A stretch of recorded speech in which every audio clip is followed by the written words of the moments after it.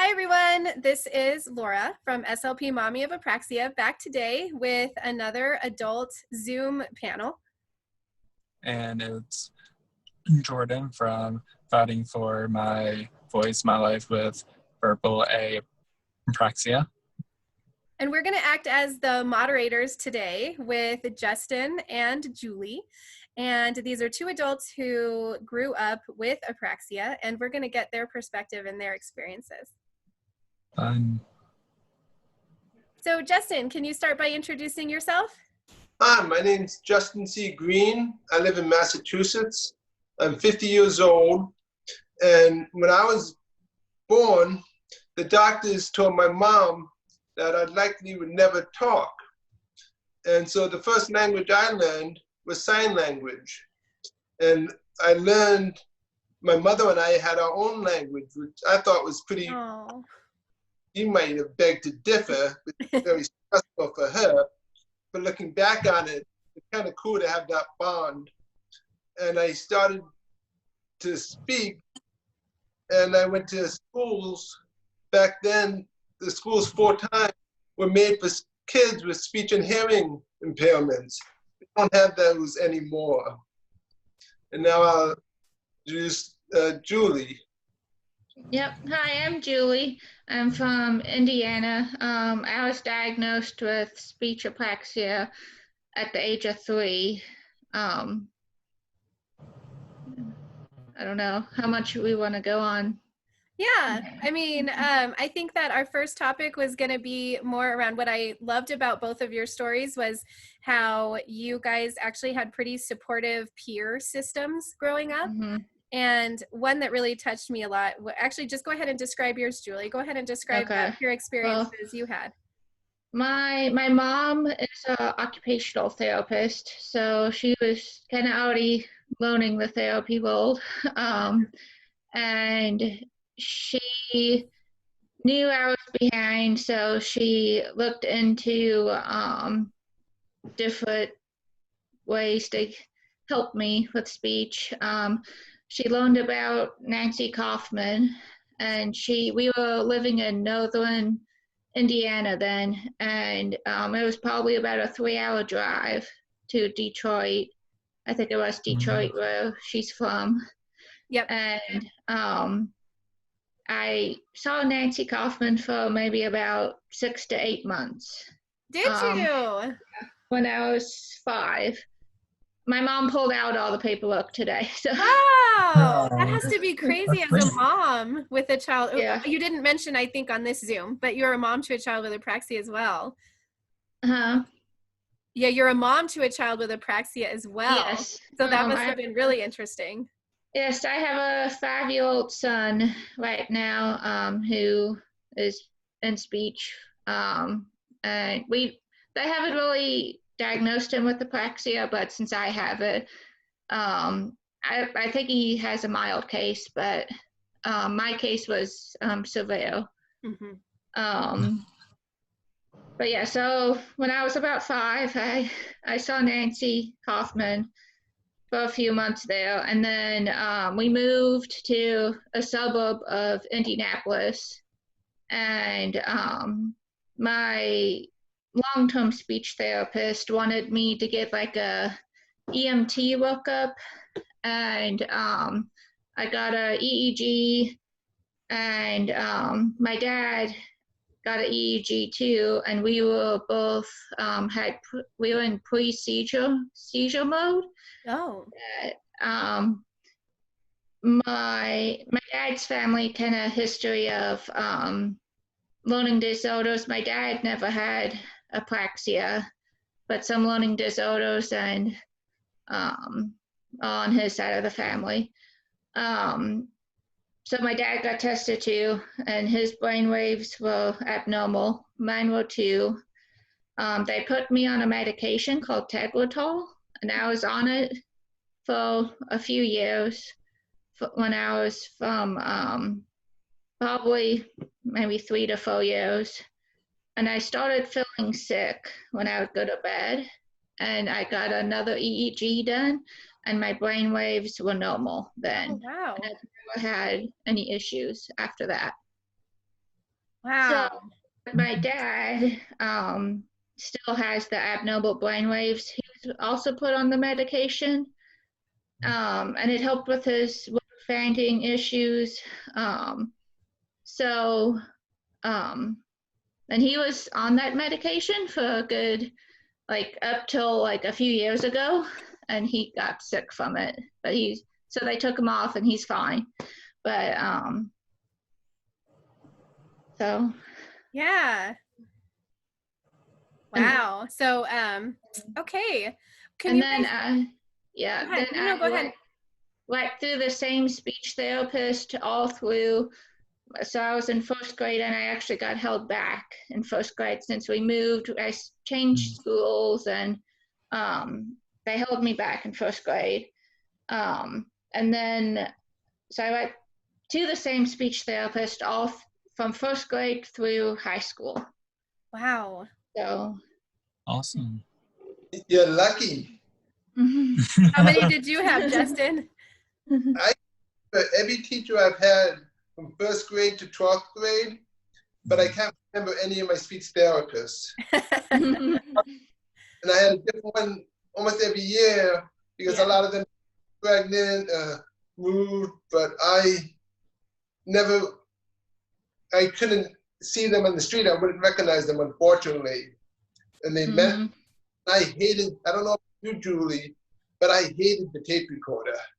I do not want to use that. I did not like that at all. I still don't like that. Like, I still remember not hating that tape recorder. But it works. I remember using that. Did you ever have someone tape record you in speech, Jordan? I actually did this past year as we would record so that I could like listen back to how I talk and then correct myself and stuff. So, yeah, I've did it too. Yeah. I did an interview with someone who had apraxia, I think last year, and she is from Canada, and she was saying that she always thought she was saying things correctly, which is something a lot of my clients tell me too. Like, I know you're saying I'm saying it wrong, but I feel like I'm saying it right. And I'm like, I know you think you're saying it right, you know? And so she said that her speech therapist would pull out, a recording device. And she said it did help for her to hear that she was saying it wrong, but she had a lot of negative emotions around that experience.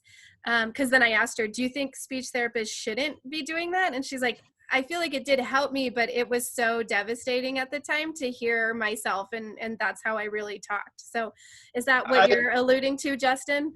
I agree with her. The voice in your head sounds so much nicer. It does. Yeah, it is different. Yeah. Can you guys talk about your peer relationships? Justin had a really great story that I wanted him to share about being younger and having peer support. Yeah, so I have a couple of friends I've made when I was very little that I wouldn't wish apraxia on anyone.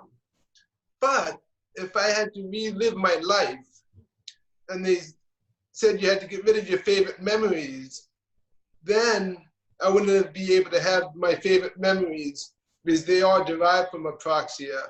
Wow. And I'll let you see if you might agree with me after hearing these stories. So my favorite school was the Washington, D.C. Children's Hospital for the Speech and Hearing Impaired. And my first friend was Scotty, who also happened just to be the first African-American I ever met, which was in downtown Washington, D.C. And I learned the most in that day that I've ever learned in my life. I learned that there's some nasty people out there.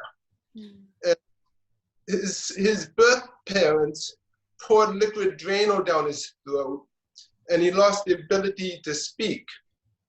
And the school I was at, none of us could talk because it was the school for speech and hearing impaired. So it was wonderful for environment because we all thought we were normal because it was in the same boat, which is why I like that than mainstreaming, but it's much more expensive. But a nurse adopted him, And she's been my favorite hero. My mom comes in second place, but she's the proud second place. And she agrees with me that Scotty's, I call her his real mom, is a real hero, because adopting a child that'll never talk is pretty amazing. So that's the first thing I learned in school, and that stuck with me. Then we moved to Massachusetts, and my suburb, there were no Black people. It was all Irish and Italian, except there was one brown kid with straight hair. And I thought that was the weirdest thing. But I knew telling him it's weird that he has straight hair would not look good. So I kept that to myself. And I asked him, can you be my friend? And he said, yes. And that was Neil Patel. The first, I learned that he was Indian. And India, people have straight hair. And that was pretty cool to learn. And I was picked on the first 3 years. And then for some reason it stopped. And I remember going on a field trip, and Billy Queso's mom asked for me to sit next to her. And I'm like, okay, I better behave, because all my mom cares about is that her 8 children behave. I don't have to do well in school, just behave. So I probably didn't say a word, but I behaved. And Billy was like the strongest kid in the class. And Julie and Jordan probably agree with me. We don't need people to really like us to be all right. If they're just kind to us, we think they're wonderful. And Yeah, that's true. Billy was always kind to me. So sadly, 10 years after high school, he died in a car accident. And this Julie and Laura will hopefully never come to this, but a mom burying a child is one of the saddest things you'll ever see. So I knew I had to go to the wake just to give her my proper condolences. I was in line at the wake, and I was thinking to myself, I hope I behaved in the field trip. I'd hate her to remember me for misbehaving. And I went, and all I said was, hello. And Mrs. Queso's eyes lit up with a huge smile. And she said, you must be Justin Green. And I'm like, oh my God, I must have really misbehaved. That's me. And she had 4 other children, adult children, in line at the wake. And she said, family, come here. This is Justin Green. Come meet him. And I had no clue what was happening, but they were all smiling in one of the saddest times in their life. So I was happy in that regards. And the mom's like, you have no clue what's going on. I said, no, Mrs. Queso, I'm just sorry for all your losses. And she's like, your guardian angel. And I'm like thinking to myself, say what? And she's like, yeah, he always came home at dinner time and asked me if he could beat people up because you were too nice and didn't want to be hassled and fight anybody. And I didn't think it would be appropriate for me to tell him to go beat people up. But he kept asking. Then one of Billy's sisters said, we have a compromise. Billy would beat the person up so bad, he'll never do it again. And if anyone tells Justin, they'll be beaten up as well. And from 4th grade to 6th grade, life was so much nicer because it's much nicer going to school without being bullied. It's difficult enough. So I'm very saddened that Billy's no longer with us, but I'm extremely happy that I found out that Billy was my guardian angel. And my favorite part was I used to go to, him and his brother owned a restaurant. And I went every year to dinner. Once a year, I'd go to compliment him on owning a restaurant. That was, I thought, very impressive. And Billy always said, it's wonderful to see you, Justin. See you next year. And I'm so sorry there are no more next years, but I was lucky to have him as a friend. Absolutely. That's an incredible story. I love that story. Well, thank you. Yes, it's very moving, and it's funny, the disclaimer, a little postscript. My favorite teacher in elementary school taught 6 out of my mom's 8 kids. And there's one day, one of the wise ass kids in the school got a bloody nose. And he went to Mr. Wood. Said, Mr. Wood, I beat Billy up. And he's like, what did you do? You kept hitting him in the face with your nose? And we didn't know what it was about, but now I pretty safe bet he did it for me. Oh. And Mr. Wood didn't punish him at all. He patted him on the back when Todd wasn't looking. And yeah, that was a memory that Mr. Wood and I love to. I'm not condoning or promoting violence, but right. Nice gesture. Thank you. Julie, you had some nice peer relationships too growing up due to sports, correct? Mm-hmm. Yeah, I played soccer and basketball, and I got along with my teammates fine.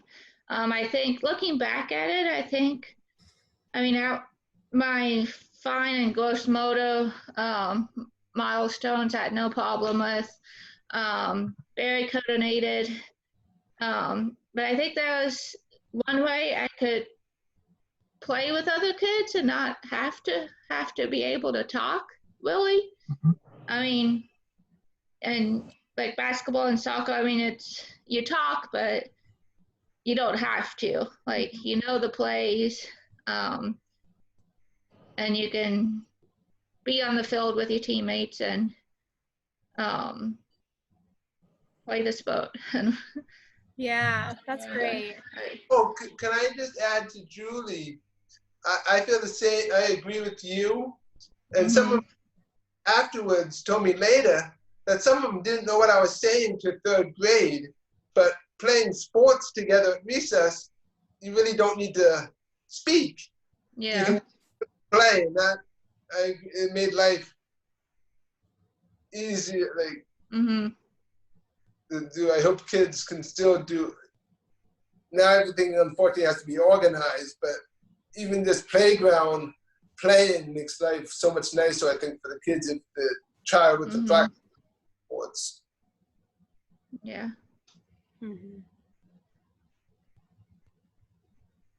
So Jordan, did you have some questions you wanted to ask? Yeah, it was some of my questions that I wanted to ask is at what age were you both no, this keeps on bugging me, but we're going to try it. Your video glitched, but I think it said what age were you both what age were you both diagnosed? Yeah. Okay. I'm not actually hearing his question. Can you? Yeah, so he said his question was he wanted to know at what age you both were diagnosed, since apraxia wasn't very well known, when you guys were growing up. So when did you find out it was actually apraxia? Would you like to go first, Julie? I actually did not hear the question. Oh. I think my internet was going out. It was go ahead frozen. And answer it, Justin, and then we can get to her. Yeah. As most 32-year-olds looking for something to do, of course, what they do is choose to go back to speech therapy since it was so fun as a child. Right. I went back for speech therapy twice, actually. Now I went back when I turned 50, but also at 32 years old, I went back just to see if I could better my speech. I spoke pretty well, but there were still words that I couldn't say, and I still can't say, but it gets better every day. And the woman was very nice. I actually enjoyed going to it. And on my 3rd session, she handed me a piece of paper with 10 characteristics. And I read the paper, And I told the therapist, I said, I have 9 out of 10 of these characteristics. And she smiled. She said, I know. And she flipped the paper over, and it says 10 characteristics of apraxia. She says, this is your speech disorder. So when I was little, the first word I learned was aphasia, which is a word for can't speak. And that was correct. I couldn't speak, but it really doesn't help. The apraxia is a much nicer thing for me to have under my belt because now it makes more sense. Right, it's more descriptive of what you actually have going on. Yes, but I did see Jordan and Julie and Laura. Have you ever watched the TV show House back in like 2000? The TV show Dr. House. I think it's all I like did a little bit. Okay, it was on for 8 seasons, and 2 of the episodes were on aphasia. And he said aphasia, and I said to myself, "That's Greek for can't speak." And the doctor, the actor says, "That's Greek for can't speak." You know? And so I was happy to know about it, and it was bittersweet, Jordan, learning that I had apraxia, because that, in my eyes, that there's still kids now who probably have it. And I'm happy when I went to the walk, like this shirt, to see little that I could relate to. But I felt sorry for the parents, and Julie can answer this better than myself. I'm guessing, but I think it's much more stressful as a mother than as a child, because as long I can speak pretty well, and I remember the good parts better than the bad parts.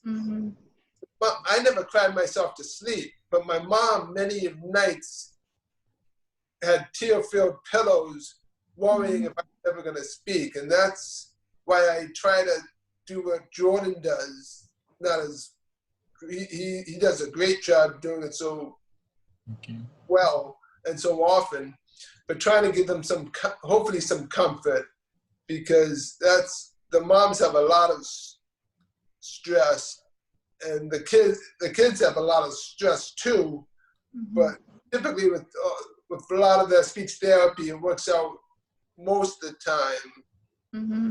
Well, it's sad to see quite a few people with the autism and apraxia together. That breaks my heart, but it's nice to know the kids are working so hard, and I'm wishing them the best. Julie, how about that answer to that question?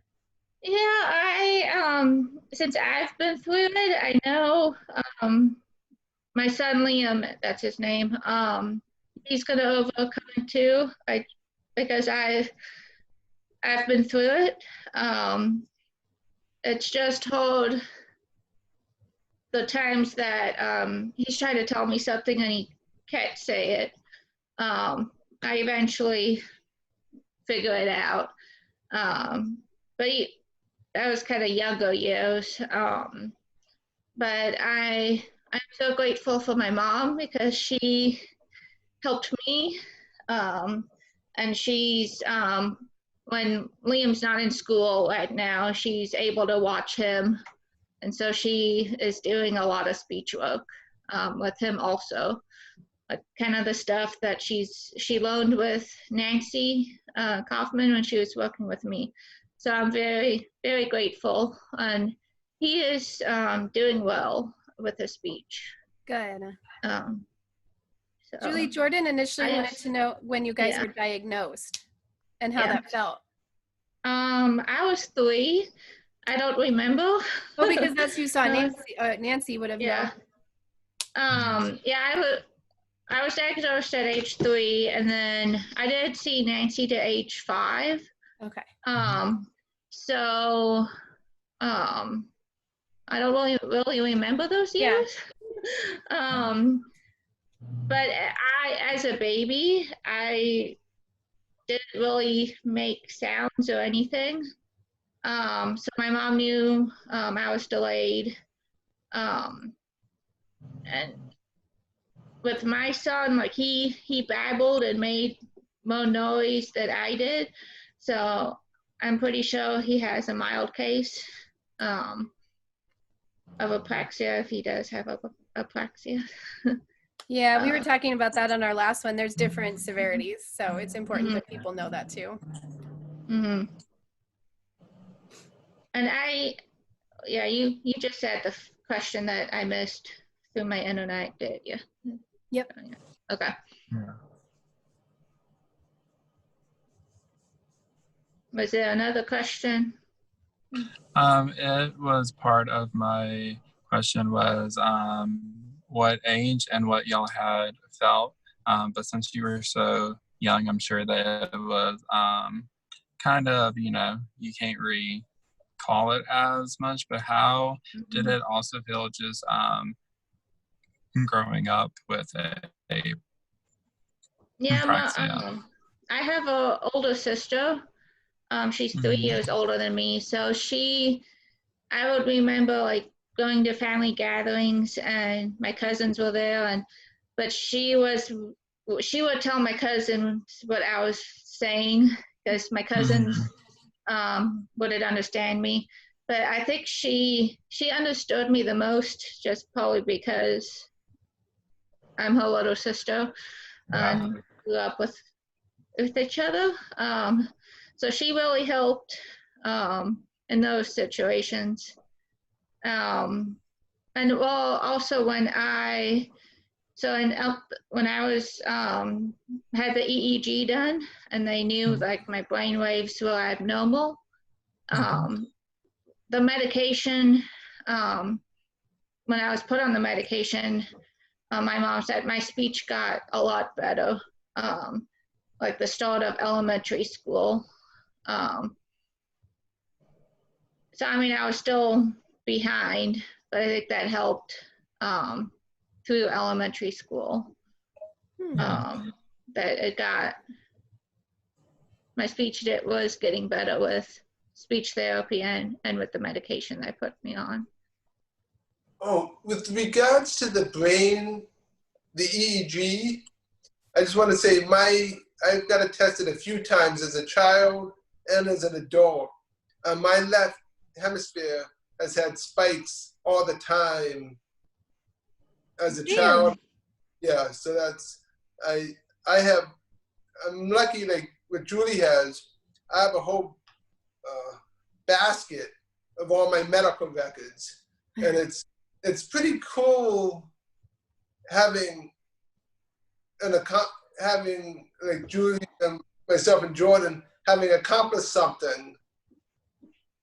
Absolutely. But good. And I want to show you something. One of my favorite possessions, see right there, is this book. As you can see it, it's put it out for me, and it's the ABCs of my book of the words I learned to talk. Oh. My mom and I sign language as my first language, and that's one of the nicest things I have. But Jordan, you might find this interesting. I'll try to be brief for once. Well, just so you know, Justin, we will run out of time in 3 minutes. Okay, I'll be quick then. My favorite moment of the year is back in time when I was in 8th grade. We read Mrs. Munson, and the teacher winked at me, and I was able to skip. I didn't have to read aloud. And that was so nice because I was hoping for like a 1-sentence paragraph. And now every year in March, I go to a local 4th grade school and I read books to children. And next year, I've written a children's book about my own story. And it's so exciting. And I tell them about my teacher, Coach Missler, who winked at me and didn't make me read aloud a paragraph. Now I get to read the whole book myself, and that's like a personal accomplishment that makes me feel proud of myself, and I get to remember my teacher too. Yeah, oh my gosh, that's Justin, awesome. I love everything about what you just said. I know, that's awesome. What is the name of your children's book? I walk donkeys on Sundays, and I called it Neil and Cooper's Amazing Voyage. And I talk about it, how animals can help speech therapy, or stuffed animals. If the people don't have a pet, talking to an animal is a very wonderful way to practice, because they're the best listeners and they never get tired. So true. Oh, wow. That is Oh, so cool. That's awesome. I'm working, my friend's doing illustrations. I have it written out. My friend's going to draw. But yeah, I do donkey walks every Sunday, and Cooper's the star of the show. And I was wondering, what do you have any, I wouldn't call it blessing. Well, I don't know what the right word is, but is there anything that you look back in your life, Julie, that you think about that derive from, there's a lot of negative things, but is there anything that, besides your wonderful accomplishment in speaking so well, which is a beautiful thing in itself, is there anything that you actually enjoy that never would have happened without Apraxia? I don't know if I asked it that well. I mean, I made it to high school and college. There's my timer. Gosh, I feel horrible cutting you off, but if I don't, the computer will cut us off really awkwardly. So everyone knows this will be airing, so please comment on Justin and Julie, and if you have any questions, I know they'll be happy to answer and keep this conversation going. Anything else, Jordan, before we wrap up? No, I think that's it. All right, thank you so much, Justin and Thank y'all Julie. both. Nice meeting all. Awesome. Nice meeting you too. Yeah. Bye. Bye. See ya. Bye. Bye.